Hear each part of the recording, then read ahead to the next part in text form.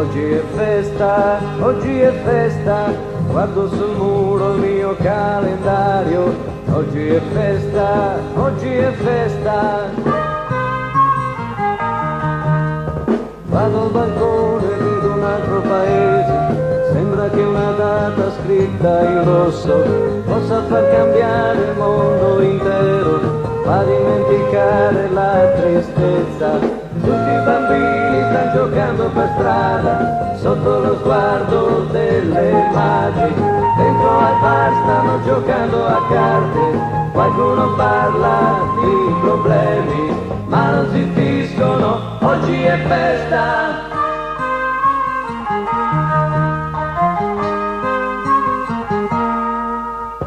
Ecco risuonano le campane, oggi è festa, tutti in fila stanno uscendo da messa, oggi è festa, è proprio festa.